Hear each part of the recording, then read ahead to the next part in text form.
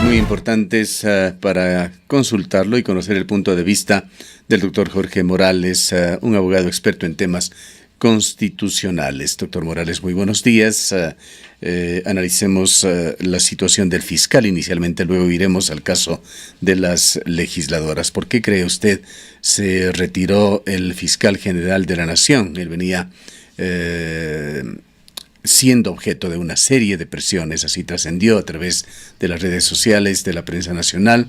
Había alusiones casi diarias que le hacía, si no era el expresidente de la República, Rafael Correa, eran sus seguidores, y había el convencimiento general de que el fiscal estaba bajo mucha presión. Escuché el día de ayer en una entrevista a dos ministros fiscales generales, uno de ellos la doctora Mariana Yepes, y ella es del criterio de que es muy posible que el fiscal general Raúl Pérez haya tenido que sufrir mucha presión. Y posiblemente, son las palabras de Mariana Yepes, se acobardó, no quiso cumplir con su deber constitucional. Posiblemente hubo amenazas y presiones, como acabo de escuchar también, sobre dicho funcionario. Lo grave, señor ingeniero, es de que se van a retrasar la atención de indagaciones que están pendientes. Por ejemplo, toda la trama que gira alrededor de Odebrecht y sus delitos conexos, que la ciudadanía conoce y es impertinente en este momento recordarlo. Existen todavía indagaciones pendientes a Carlos Pareja y a Nuceli. Hay informes, algunos informes de Contraloría con indicios de responsabilidad penal por enriquecimiento ilícito, por lavado de activos o por peculado. Por otra parte, también está pendiente la indagación alrededor del caso Kaminowska y Manduriaku. Recuerde la ciudadanía que en el caso Kaminowska existe un informe con graves indicios de responsabilidad penal y con indicios inclusive en el que se ponen por lo menos las iniciales de un nombre y las iniciales de un apellido de un legislador de la SOI que actualmente es asambleísta, un señor Al. Y está en indagación también el tema que va en torno a los cobros de hechos a ex colaboradores, llamados diezmos, entre comillas, a legisladores. O sea, se van a trazar todos estos casos que realmente tienen... ¿Qué pasa con la Fiscalía como institución? El fiscal, si bien es la cabeza, no representa a toda la institución, hay toda una institución por atrás. ¿Cómo puede la Fiscalía de Ecuador asumir esta baja? Bueno, yo le hago una analogía, señor ingeniero. Es lo que sucedió con la Contraloría General del Estado, que antes estuvo dirigida por el doctor Carlos Polit. Nos preguntábamos, ¿qué está pasando con la Contraloría? Con la Contraloría en sí misma como institución no pasaba nada. Lo que le sucedía era a la cabeza. Y es la cabeza la que justamente imprimió ese sello de desconfianza en una institución tan seria como era la Contraloría. Esto es posiblemente lo que pasa también en la Fiscalía. Deben haber funcionarios, y efectivamente los hay, muy eficientes y muy honestos y dedicados a su trabajo. Puede haber también infiltraciones, como se ha visto en otras entidades del Ahí tiene Estado. usted el caso del ex fiscal general Chiriboga, por ejemplo. Le imprimió un sello de desconfianza más bien a la Fiscalía. Y este fiscal más bien le imprimió un sello de seriedad a dicha institución. Es lamentable la separación de este fiscal. Escuchaba también una entrevista a la ministra fiscal provincial del Guayas, y yo le copié lo que ella decía. Ella decía, por ejemplo, que reciben amenazas, entre comillas, te vamos a matar, deja de investigar o tu familia morirá o sufrirá. Son las amenazas que recaen sobre estos funcionarios que están indagando precisamente este tipo de delitos viles o despreciables, como los conocemos. Ahora, este tipo de situaciones son relativamente normales en funciones tan delicadas como la que cumple un fiscal, no solamente aquí, en cualquier país, y en otros países quizá con riesgos muchísimos más altos. Pensemos solamente, por ejemplo, en México o Colombia. Por eso es que debe fortalecerse las normas que están contenidas en una ley que es para protección de víctimas y para personas que intervienen en procesos penales. Existe esa norma que está formando una especie de reglamento de protección de víctimas, pero no es suficiente, señor ingeniero. ¿Se cree que los fiscales no tienen una adecuada protección? No tienen una adecuada protección. Son demasiado volubles. En primer lugar, tiene que hacer un trámite largo para pedir protección policial. Y la policía estudia, según la gravedad de la denuncia, darle la protección las 24 horas, las 12 horas o durante la jornada laboral. Parece que falta un poco más de protección y de seguridad que debe rodear a estos funcionarios que tienen estas funciones tan delicadas. Yo creo que en este caso, señor ingeniero, estos cargos de fiscal realmente es para gente valerosa, para gente firme. No hay espacio aquí para débiles de compromiso. Que es muy complejo y difícil encontrar una persona que tenga ese nivel tan alto de civismo, de patriotismo, de que pueda llegar incluso a pensar que está poniendo en juego su vida.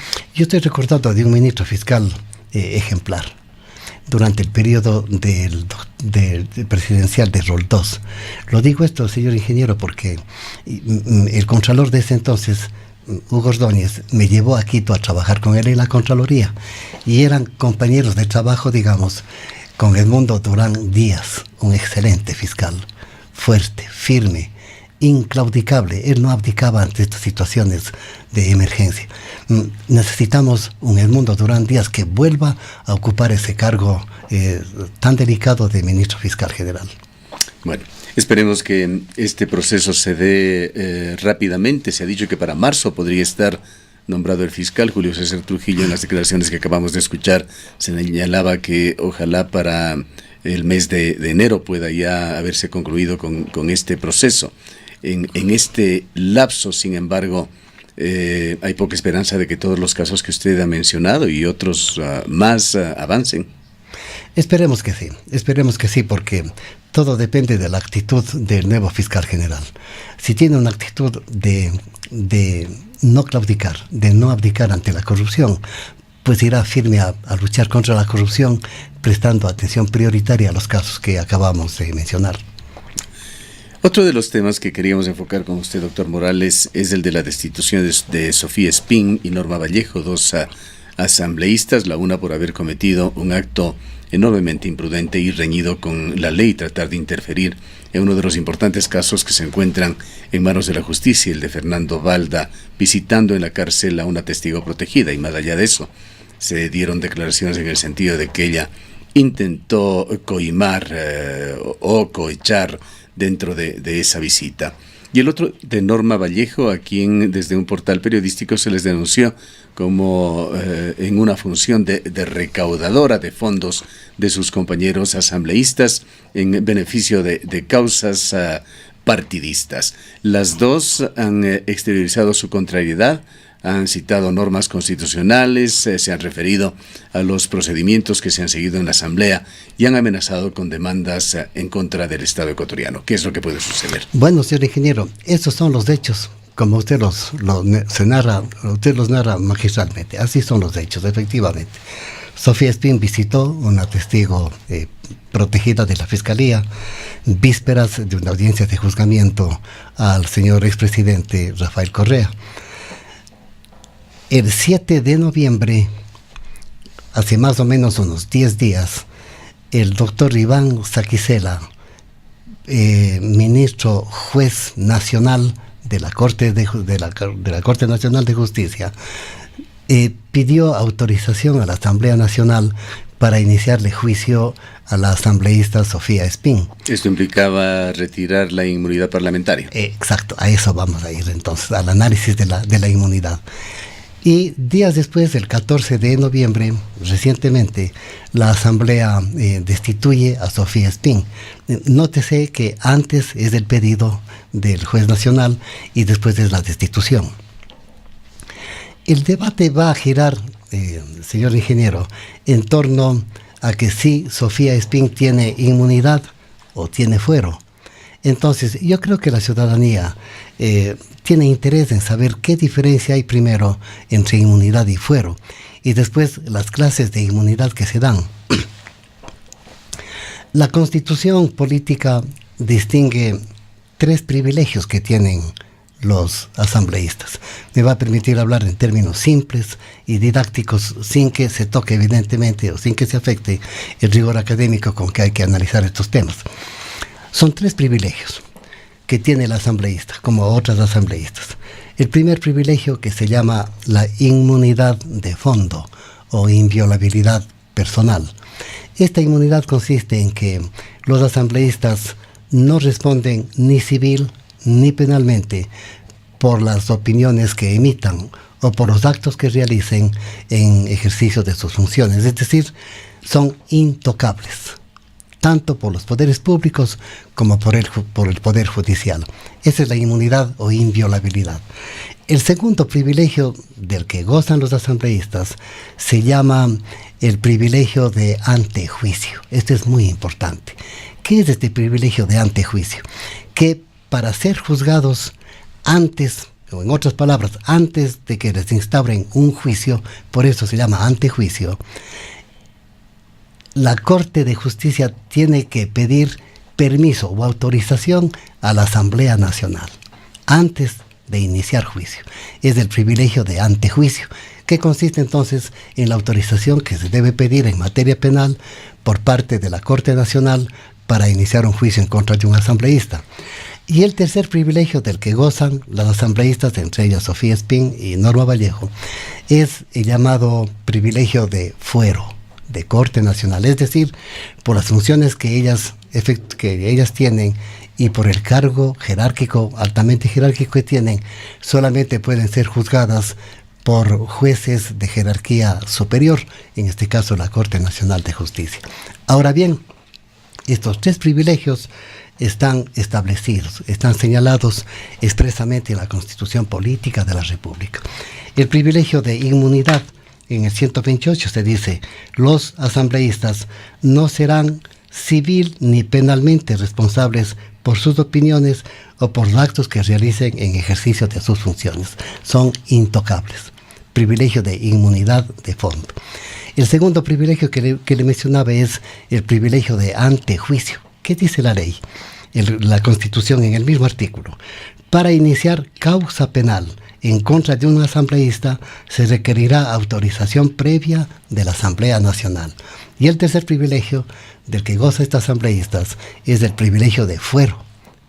En el mismo 128 dice: los asambleístas gozarán de fuero de Corte Nacional de Justicia. Ahora bien, esto no es cosa nueva, señor ingeniero.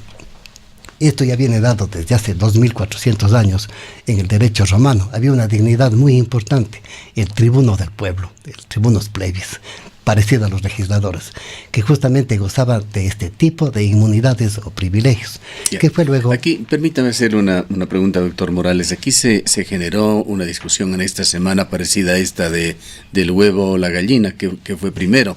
Pues hubo la opinión de algunos legisladores en el sentido de que una vez que habían sido destituidas las asambleístas, me parece que se referían sobre todo al caso de Espín, pues ella es quien tiene la solicitud de la justicia de que se le quite la inmunidad. Una vez que han sido destituidas ya no se requiere que se le quite la inmunidad, pues ya no la tienen. Esto es lo que señalaban algunos legisladores. Están equivocados. Y yo soy de la opinión expuesta por el decano de la Facultad de Ciencias Jurídicas de la Universidad Pontificia del Ecuador.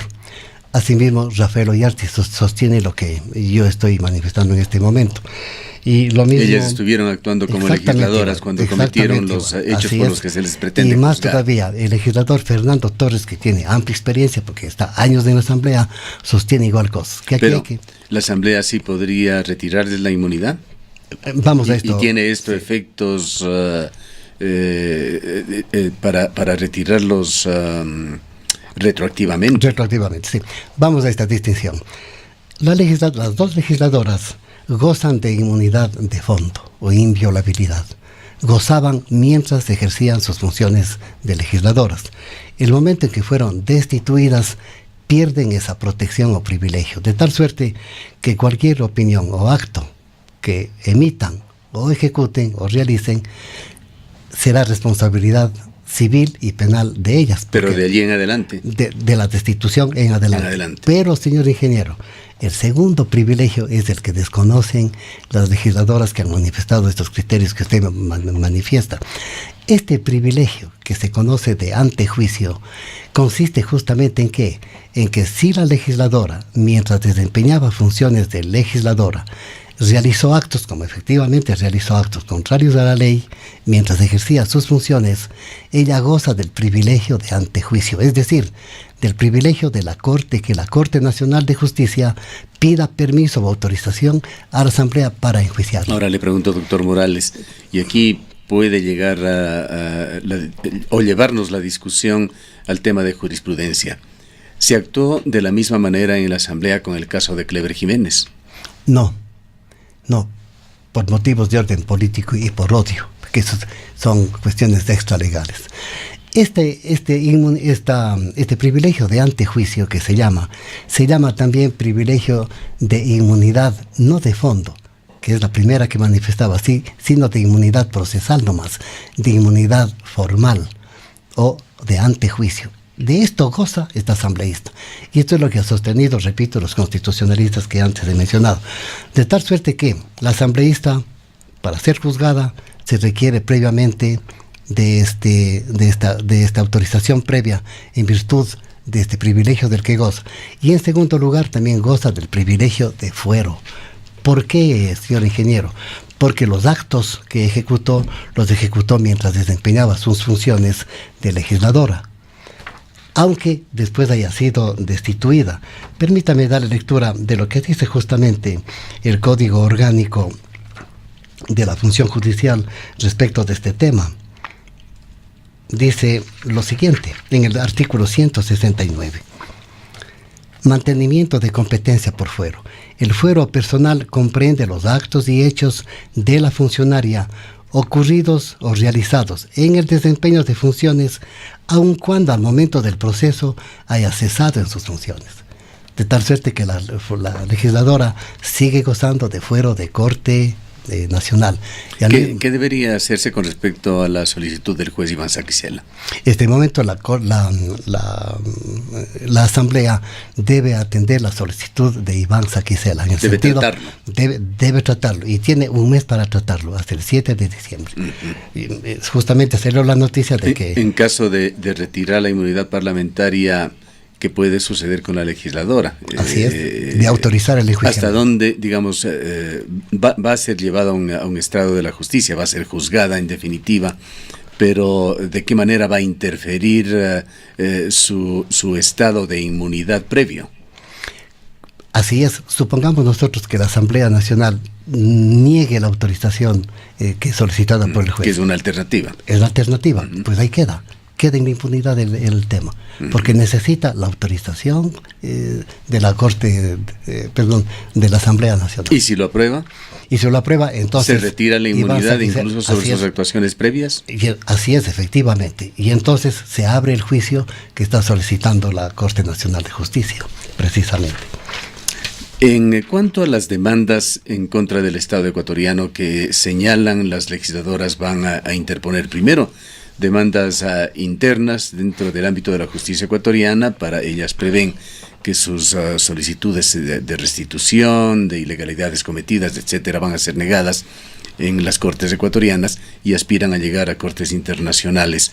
¿Qué posibilidades ve de que las legisladoras puedan ser exitosas en esa tarea? No, ninguna, porque los hechos son palmarios, son patentes, son notorios. Han sido cometidos a la faz del público. Peor todavía hablando de la señora Norma Vallejo, la otra legisladora. Yo no he hablado mucho de Norma Vallejo porque los delitos son demasiado vulgares, los que ha cometido posiblemente esta legisladora. En el derecho romano le conocían como delitos abominables, viles o despreciables, y eran castigados con penas de muerte, con el despeñamiento. Ahora se les castiga con otro tipo de penalidad, evidentemente. Pero imagínese usted que, señor ingeniero, que esta legisladora, señora Vallejo, está indagada por delitos como lavado de activos, por delitos como enriquecimiento ilícito, con delitos como posibles delitos de defraudación tributaria y peculado. y está indagada también por haber cobrado a sus ex asesores sumas indebidas, los diezmos que conocemos, que realmente son delitos despreciables. Más bien yo pienso que esta legisladora, aunque lamentablemente para juzgarlo hay que seguir el mismo trámite de antejuicio, sin embargo debería entrar, oiga, yo pienso, ingeniero, y permítame la analogía que voy a emplear, hacer lo que Jesucristo hizo cuando entró al templo y mandó expulsando a los mercaderes y a los sacerdotes fariseos con látigo, que resucite pues este divino Dios, y que vaya a la asamblea para limpiar con látigo esa asamblea, nada más. Ya. Es el último punto que queríamos tratar con usted, doctor Morales. ¿Qué precedentes deja esta situación que se ha dado en la Asamblea Nacional, cuando se sabe de muchos legisladores que creo que llegan a algunas decenas, que han sido cuestionados, que han sido acusados de irregularidades? Algunos se encuentran dentro de procesos, algunos de ellos se han beneficiado ya de la inmunidad que se les da y continúan actuando libremente en la Asamblea. ¿Nos deja algún tipo de lecciones, algún ámbito por lo menos para la reflexión, los sucesos que se han dado en esta semana en la Asamblea Nacional? Bueno, dos ideas. La una, está debilitado totalmente el Congreso o Asamblea Nacional. Hay una figura en la medicina que es muy parecida a lo que sucede también en el campo jurídico. En la medicina se conoce al debilitamiento general del organismo con el nombre de anomia o entropia, exactamente en el campo jurídico. El Congreso Nacional, como el resto de instituciones del Estado, han entrado en un estado de debilitamiento general, de pérdida de confianza, han entrado en un estado de entropia o anomia jurídica, la primera idea. La segunda idea, necesitamos elegir legisladores que legislen, que cumplan sus funciones, señor ingeniero, sobre todo dando ejemplo de vida, que no es otra cosa que observar los principios básicos de la moral, los principios básicos de la ética, de la honradez, del respeto a la ley y del respeto a los derechos de los demás. Bien, queremos agradecer al doctor Jorge Morales, catedrático universitario, abogado constitucionalista, quien ha comentado y analizado dos importantes hechos que se dieron en Ecuador en esta semana: el abandono de sus funciones, la renuncia del fiscal general de la Nación, así como la destitución de dos asambleístas, hecho que sucedió en la Asamblea Nacional.